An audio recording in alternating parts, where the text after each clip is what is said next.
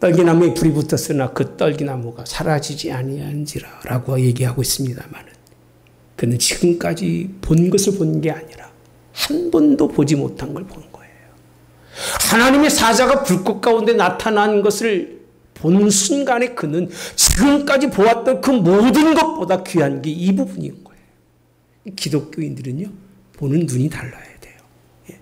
세상에 보는 것 보면서 인생 살아가고 듣는 것 들으면서 인생 살아가는 사람은요, 하나님의 산에 부르지도 않고 불러왔어도 다른 곳에 있는 거예요. 전혀 다른 하나님과의 관계가 없습니다만 그는 영적인 하나님의 세계를 바라볼 수 있도록 그를 하나님 변화시켜 주셨어요. 아멘. 황폐된 마음, 찢어진 마음, 상처받은 마음 상관하지 않아요. 그거는요.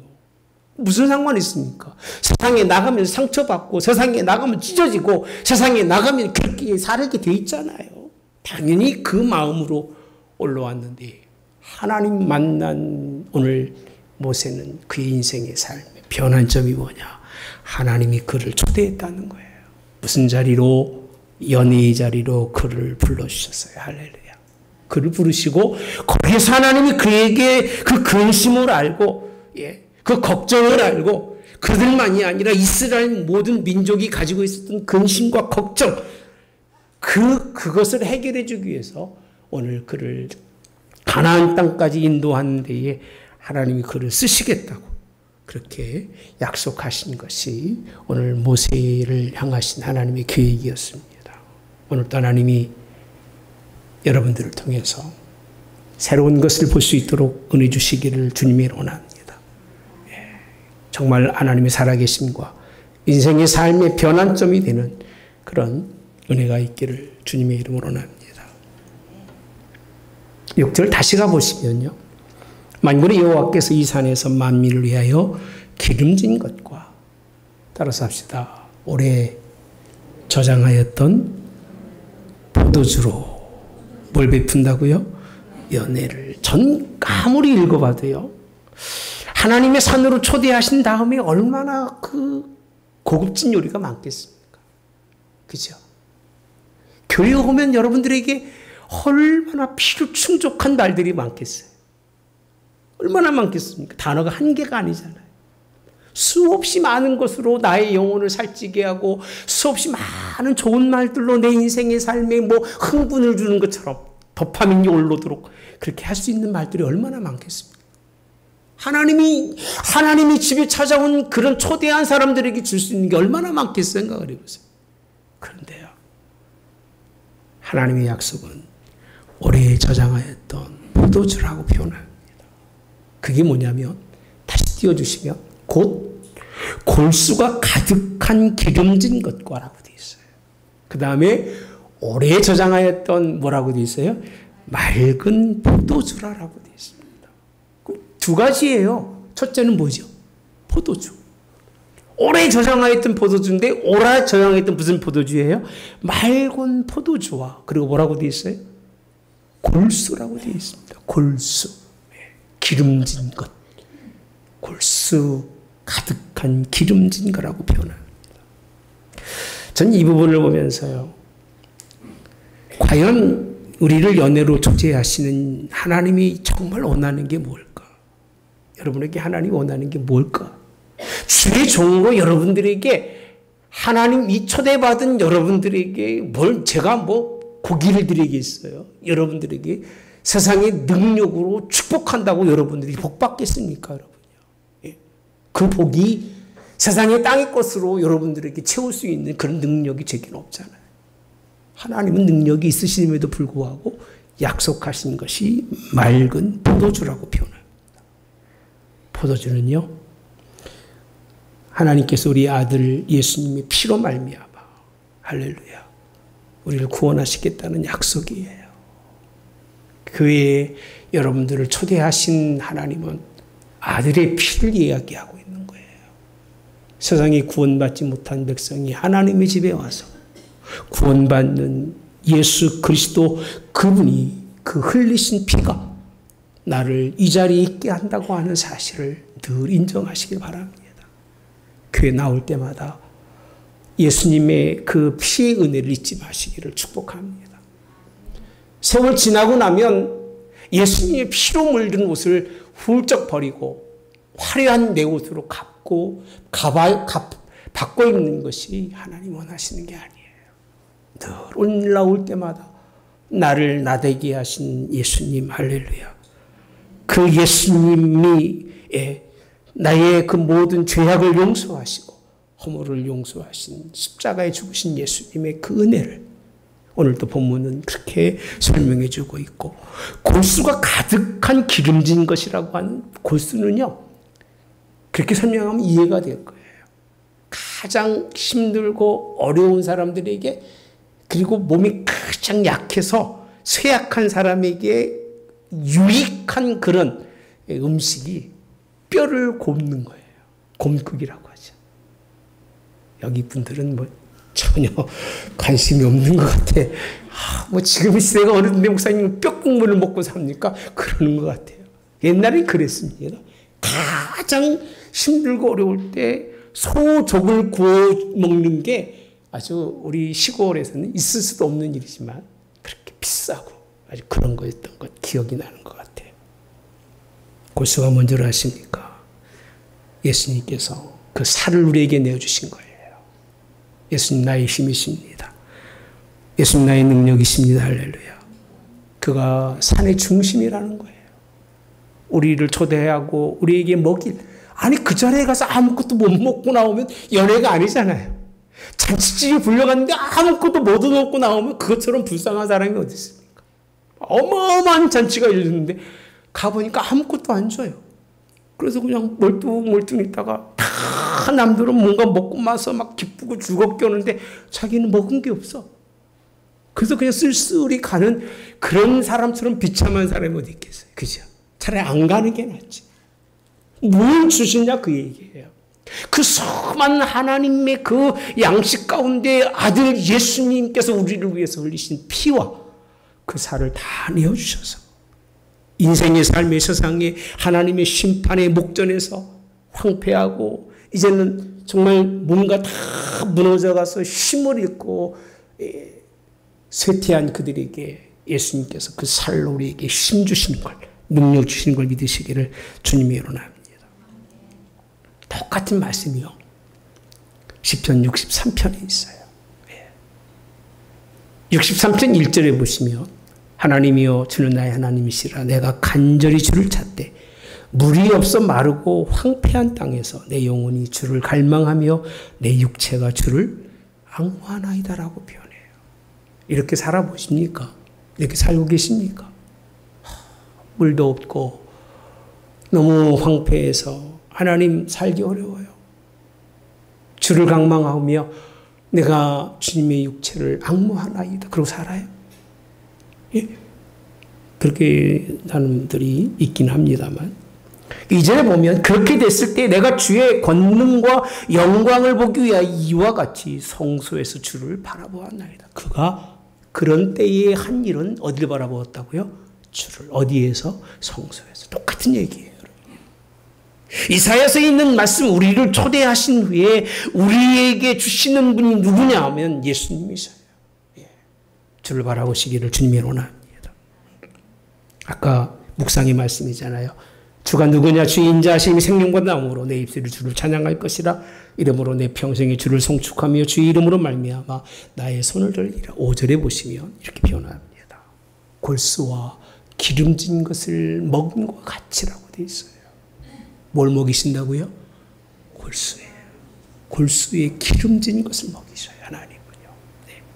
내 영혼을 뭐하도록? 만족하게 하도록. 그러니까 하나님의 성전에 올라올 때는요. 여러분들이 영혼이 황폐한 것을 하나님은 만족해 하시려고 여러분들을 불러내시는 것을 믿으시기를 주님이 원합니다. 네. 다윗은 성전 중심의 사람입니다. 성전 중심이라고 하는 건 여러분이 말하고 있는 외형적 교회도 중요하지만 사실 그 안에 주인 되시는 누가 있으셨어요? 주예요. 예수님이셔요. 그를 바라보시기를 바랍니다. 힘들고 어려울 때마다 다윗처럼 성서 중심의 사람이 되고 하나님의 성전을 사모하는 여러분 되시면 하나님인 피난처가 되시고 위로자가 되시는 그런 하나님의 역사가 넘칠 줄 믿습니다. 이게 교회예요. 이게 교회라니까요. 다른 건 교회라고 할 수가 없어요. 이게 하나님의 산에서 하나님이 우리에게 베푸시는 은혜예요. 이 은혜로 채워지시는 여러분 되시기를 바랍니다. 곤고함 중에도 그 산에 올라가서 주시는 은혜로 채움받는 여러분 되시기를 주님의 이름으로 축복합니다. 7절에 있는 말씀 같이 봅시다. 시작. 또 이 산에서 모든 민족의 얼굴을 가린 가리개와 열방 위에 덮긴 덮개를 제하시며 8절 사망을 영원히 멸하실 것이라 주 여호와께서 모든 얼굴에서 눈물을 씻기시며 자기 백성의 수치를 온 천하에서 제하시리라 여호와께서 이같이 말씀하셨느니라. 어서 하신 말씀이에요. 하나님의 산에 올라온 자들 그렇게 예수님을 통해서 먹이신 후에 하신 일이 뭐냐면요. 모든 민족의 얼굴을 가린 가리개라고 표현합니다. 가린 가리개. 하나님 우리를 초대해서 연애를 베푸신 이유는 또 다른 이유는요. 우리 얼굴이 가리워야 할 정도의 수치스러운 사람들이에요. 여러분들은 어떨지 모르겠습니다만은 하나님 앞에서 우리의 행실과 하나님 앞에서 우리의 생각과 하나님이 베푸신 은혜와 사랑을 생각하고 아들 예수님께서 우리에게 다 내어주심을 생각했을 때 우리가 거기에 맞는 신뢰자로서의 인생의 삶을 살았다면 얼굴을 뻔뻔히 들어도 되겠죠. 그죠?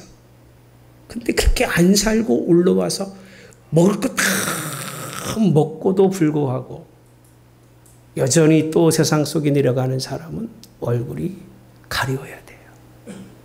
여기 올라와 있는 사람들은 그렇게 얼굴을 드러낼 만큼 뻔뻔한 사람이 돼서는 안 돼요. 왜? 거저 하나님이 초대해서 거저 우리에게 은혜 베푸셨기 때문에 그래요. 할렐루야. 전 기독교인들은 뻔뻔하면 안 돼요. 예. 뻔뻔한 사람들이 있잖아요. 뻔뻔하면 안 돼요. 예. 그냥 얼마나 부끄러운지 올라와서 그냥 얼굴을 가리고 예수님 나 같은 사람이 하나님의 성전에 와서 하나님께 예배한다는 것 이렇게 은혜를 입고 산다는 게 너무 감사하지만 한편 마음은 부끄럽습니다라고 그냥 얼굴을 가리워요.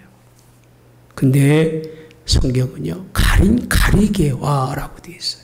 가리개. 예. 수치를 하나님이 제어주십니다. 아멘. 성소에 오는 건 하나님이 여러분들이 이 세상에 살다가 부끄러운 일들이 많잖아요. 없어요? 없어요? 부끄러운 일들이 있잖아요. 이러면 안 되는데 그때 그러지 말을걸. 그때 내가 이렇게 하지 않고 이렇게 했더라면 그 사람이 더 좋았을 텐데. 예. 그렇게 하지 못함으로 찾아오는 그 마음속의 후회와 부끄러움이 얼굴을 가리워요. 근데 하나님은요 그 얼굴에 그 수치를 드러내 주셔요. 아멘. 이게 먼저가 아니라 이게 후예요. 예수님 만나서 예수님께서 우리 골수를 먹이며 힘만 주시는 게 아니라 얼굴에 부끄러움으로 가득한 그 얼굴에 그 덮인 것을 제하시고 할렐루야. 그 다음에 열방 위에 덮긴 덮개를 제하신다고 되었는데요. 지금 성경에는요. 개역 성경에는 덮인 휘장이라고 되어 있어요. 휘장. 저는 휘장이라는 말이 더 의미가 있다고 생각해요. 덮개라기보다는요. 휘장. 예수님이 우리를 위해서 십자가에 자기를 내어주었을 때에 예수님이 십자가에서 생명을 다하셨을 때 여러분 성소와 지성 사이에 있는 휘장이 갈라져서 할렐루야. 막혔던 것이 열리는 역사가 일어난 걸 믿습니까? 믿습니까? 이 말씀대로 본다면 예수님께서 우리를 위해서 다 피를 맑은 포도주를 우리에게 주시며 떡을 주시는 것은요, 우리의 얼굴 속에 있는 수신과 근심을 제하시고 수치스러운 것을 제하셔서 기쁨의 얼굴이 되게 하시고, 할렐루야. 그뿐만이 아니잖아요. 뭐라고 되어 있어요? 열방 위에 덮긴 덮개가 뭐겠습니까? 그 많은 열방인들이 하나님 섬기지 못하고 세상에 가서 세상과 더불어 인생을 살면서 하나님과는 전혀 상관없는 영적 관계가 없이 육적 관계로 살아가는 그 죄악의 사람들의 하나님과 맡겨진 것을 하나님이 열어주셨어요. 할렐루야. 열어서 하나가 되게 하시는 사건. 전 그렇게 설명하고 싶어요. 그게 맞는 것 같고. 그래서 8절에 있는 말씀 함께 보신 말씀이잖아요. 사망을 영원히 멸하신다. 하나님 여러분들을 초대했을 때는요, 이 땅이 문제가 아니에요. 이 땅에서는 이렇게 사나 저렇게 사나 때가 되면 가야 되고, 아멘. 그잖아요. 가잖아요. 가게 되지만 우리의 인생의 삶에는 무슨 사망이요? 사망을 영원히 뭐 하신다? 멸하신다는 거예요. 영원히 멸하신다고 하는 건 뭘 얘기하고 있냐면 미래의 소망이에요. 사망을 영원히 멸하시면 하나님이 우리의 인생의 삶이 사는 곳이 어디가 되느냐면 천국이 되는데, 그 말씀처럼 주 여호와께서 모든 얼굴에서 눈물을 씻기신다. 자기 백성의 수치를 온 천하에서 뭐한다? 제하신다는 거예요. 이런 자리가 어디 있겠습니까? 하나님 나라밖에는 없습니다. 육의 고통에서 벗어나 영원한 생명의 자리로 이끄신 하나님의 위대한 계획이 어디 있다고요? 교회에 있어요. 하나님이 교회에 와서 이 하나님의 위대한 계획을 알지도 못하고 가고, 이 위대한 계획에 대해서, 하나님의 계획에 대해서 깨닫지 못한다면 그 사람에게는 반쪽은 있지만 육의 것은 어디고 뭔가를 얻어갈지 모르겠습니다만 영원한 부활의 소망은 얻을 수가 없습니다. 여러분, 이 세대 속에서 예수님은 죽음을 정복하셨습니다. 할렐루야. 죄의 권세를 깨트리셨습니다. 사망을 영원히 멸하셨습니다. 할렐루야. 이사야서 25장에 있는 말씀은 그 시대의 사람들에게도 필요한 말씀이지만 정말 우리들에게 간절히 필요한 말씀이 이 본문에 있는 말씀이에요. 예수 그리스도께 친히 부활하셔서 사망을 이기셨다는 것은 이 땅에 육신을 위해 살지 말라는 거예요. 그걸 우리에게 하나님께서는 아들을 통해서 먹이셨다는 겁니다. 마시게 하셨다는 거예요. 여러분의 행복은 죽음이 없는 곳에 있습니다. 아멘. 믿어져요? 죽음 없는 곳에 있지, 죽음 있는 곳에서는 죽음이 두렵거나 인생의 죽음 때문에 죽음에 끌려다니는 사람에게는 행복이 없어요. 육에 끌려다니는 사람은 결국은 한 번도 기뻐하지 못하고 인생 망치는 겁니다. 우리 예수님께서는 우리와 함께 하시는 그 자리에는 죽음이 미치지 못하는 곳에 있습니다. 할렐루야. 그래서 우리는 당당한 거예요. 다 제하시고 가렸던 것도 다 열어주시면서 하나님과 함께 되게 하신 하나님, 이곳에 우리를 초대하신 하나님, 그 초대에 응하신 여러분 되시기를 주님이 원합니다. 슬픔은 사라지고 끝없는 기쁨, 그렇게 좀 사시면 좋겠어요. 예배하는 자잖아요. 우리는요, 하나님의 말씀을 듣는 자잖아요. 뭐 염려 근심이 많겠지만 까짓 뭐 어차피 죽을 인생인데 뭐 염려 근심하지 마시고 예수님 때문에, 예수님만 있는 것으로도 행복하시고 기쁨이 되시기 바랍니다. 그래야 그 아들을 주신 가치가 값있는 거잖아요. 그죠? 근데 뭐 예수님 때문에 기쁘거나 예수님 때문에 행복한 건 별 가치가 없다고 생각한다면 하나님께서 여러분들을 부르시고 초대하신 것에 대한 의미를 다 잊어버린 거예요. 그는 여전히 산에 있는 게 아니라 어디에 있다고요? 세상에 있다는 거예요. 그들 때문에 세상은 망하는 거예요. 그들 때문에 세상은 고통스러운 거예요. 그들 때문에 세상은 환난이고요. 그들 때문에 세상은 전쟁이고요. 그들 때문에 세상은 이기가 판치게 되어 있는 거예요. 여러분들이 그 자리를 떠나셔야 됩니다. 은혜의 자리로 들어갈 수 있는 여러분 되시기 바랍니다. 여러분들이 은혜의 자리에 있을 때에 하나님은 놀라운 역사를 이루시는데 1절에 있는 말씀을 보시면 25장 1절입니다. 여호와여 주는 나의 하나님이시라 내가 주를 높이고 주의 이름을 찬송하리오니 주는 기사를 옛적에 행하신 대로 성실함과 진실함으로 행하셨으니 여기 보시면요. 주는 기사를 언제 행했어요? 옛적에 정하신 뜻대로라고 되어 있어요. 옛적에 정하신 뜻대로 무엇으로? 성실함과 진실함으로 행하셨다. 이게 시작이에요. 그러면서 이 세상에 이루어진 일들이 뭐냐? 성읍은 돌무더기, 황폐되고 이 세상의 성읍들은요 다 건설되지 못하고 무너진다고 쭉 설명하면서 2절 3절 쭉 설명하면서 6절에 그 산에서 초대받은 그를 통해서 승리할 것을 약속해 주고 계신 것이 본문에 있는 말씀입니다.